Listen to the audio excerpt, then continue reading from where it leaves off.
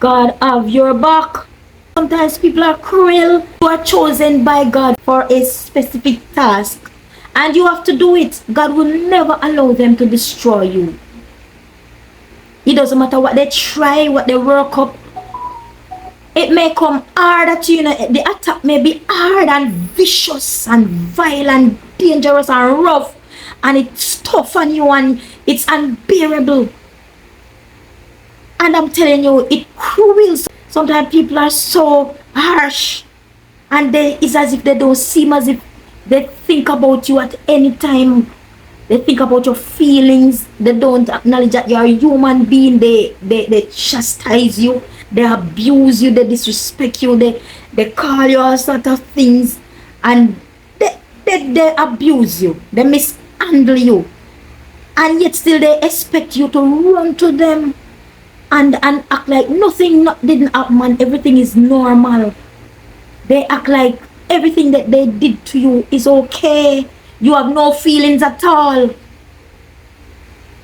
But God have your back. He will not allow them to destroy you. It doesn't matter what they plot. It doesn't matter what they scheme up. It doesn't matter what they do. It doesn't matter what they say. God will have none of it work out against you. The weapons may form. The arrows may have been shot straight for you. There may have been schemes and efforts made to destroy you, made to destroy your character, made to destroy your reputation, efforts made to bring you down to the grave, efforts made to completely wipe you out, efforts made for you to be out of your mind, mentally challenged. And God say, I will not have any of that. I will not allow that to harm my child. You, my friend, are protected by the Most High God. You are in good hands. You are in good hands. God has his people's back. God loves his people. And it doesn't matter who comes up against you as a child of God. He has your back. And I tell you, it is going to end well for you. It is going to end well for you. It is going to end well for you. In the Bible, in the book of Esther, we read about how Haman hated the Jews.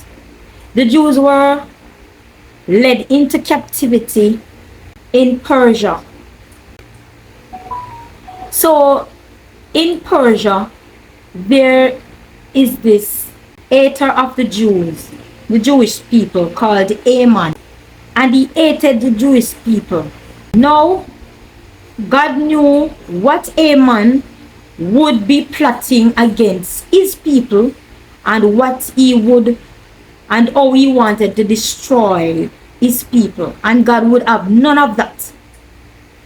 Let me tell you, God will have none of that for you. So let's get back to the story.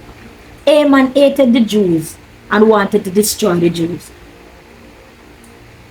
So what God did, there is this Persian king. You can go and read the book of Esther. The Persian king had a wife. Her name was Vashti. And the king, I think that the king was, pleased of his wife's beauty. But the king had a party and he wanted to showcase his wife. So the king sent for his wife to have her shown to all the other princes and kings that were visiting. The queen didn't want that. The queen wasn't with that. So the queen didn't show up.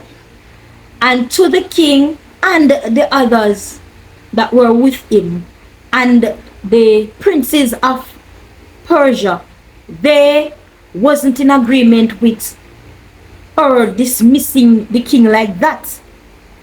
they said that the king should put her away because she was rude to them. She was disrespectful, and they said to the king, other women may see this and may want to do the same thing. And the king listened to their instructions and he put Vashti aside. But let me tell you something, this was not just the king's doing. God had the Jews, his people, in mind to deliver them. So Vashti had to go so that Esther could be queen in order for the Jews to be saved. And God would have allowed Esther, who was there as a captive, raised by her cousin Mordecai, because her parents had died, and Mordecai took her as his own daughter. So Mordecai, Esther, and the Jews were in captivity in the land of Persia. And Mordecai saw the opportunity for Esther to be queen because the king and the others had set out to find a queen for himself. So it was a 1-year thing. And the women were to come and, be treated and groomed and get the best perfume and beauty treatments so that they may be presentable before the king, so that they can be beautiful and look good before the king, so the king could choose one of them. So Mordecai told Esther to go, even though Esther wasn't a part of the Persian nationality. So Mordecai told Esther to go and line up for the queen position. And Esther did just that. But God's intention was to save his people. God's intention was to deliver the Jews.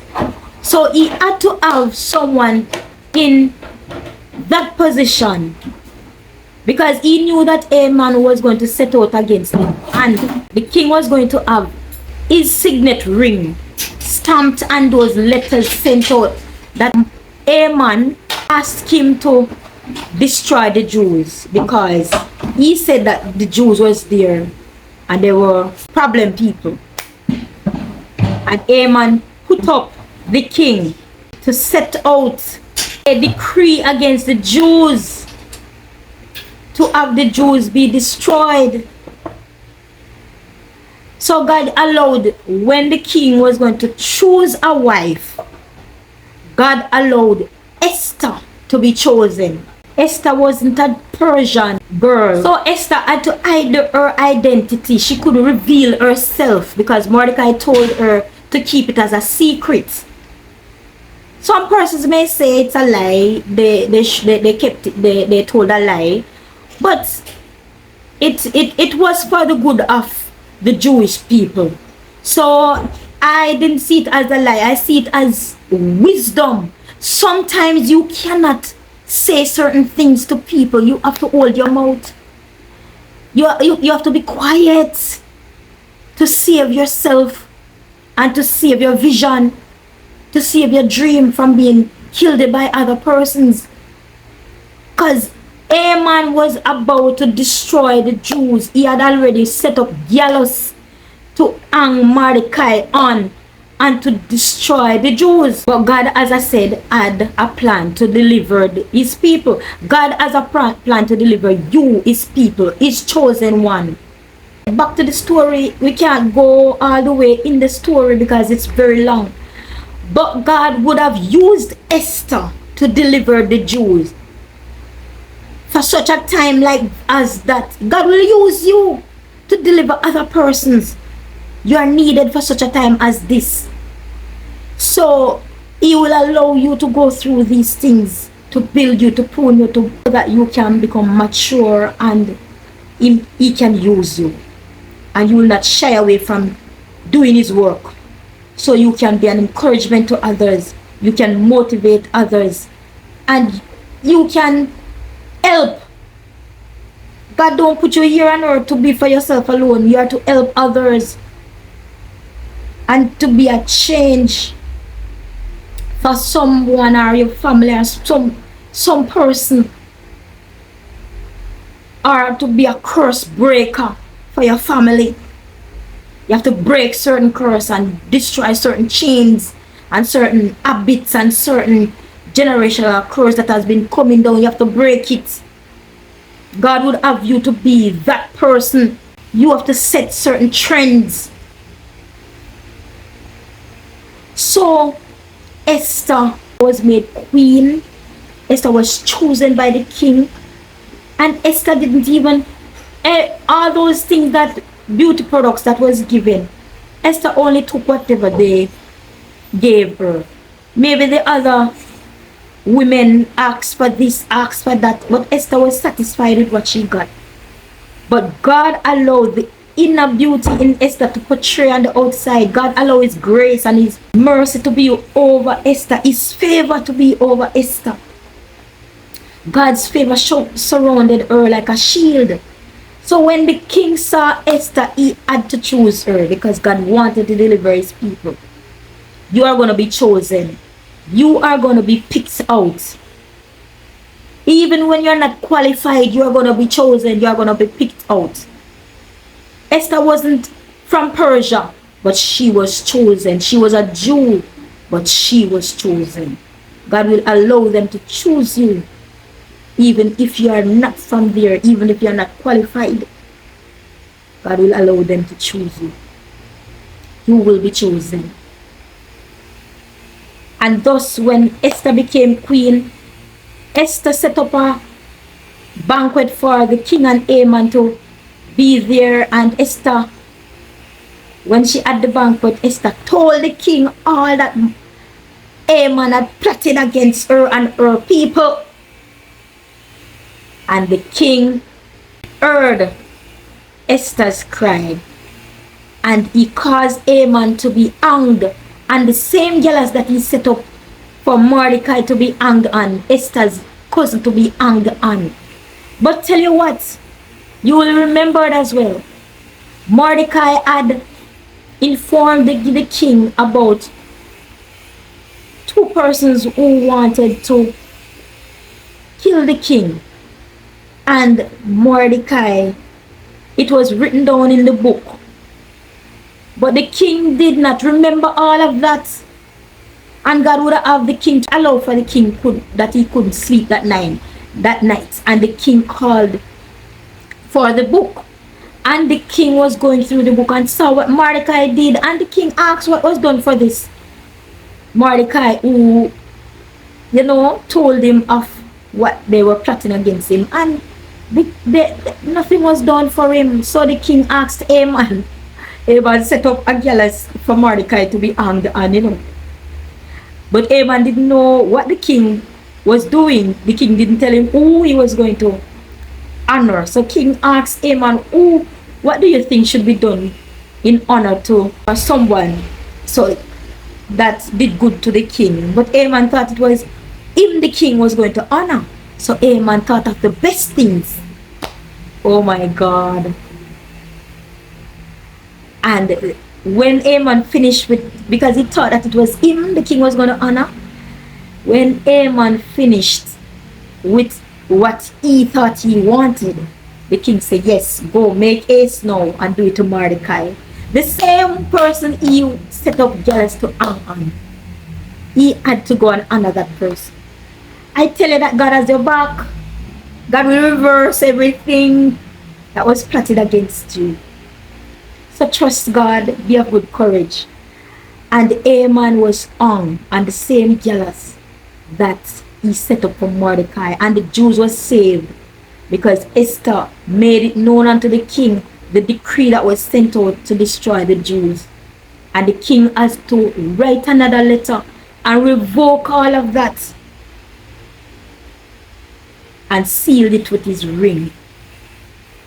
God has a seal over you. Therefore, you will not be destroyed. You will not be harmed. You will not be hurt. The love of God, the favor of God is over you. And blessings abundant is going to reach you. Reach you to the full. God bless you. Peace be unto you. Give this video a like. Give it a thumbs up. Give it a share, give a comment. Peace.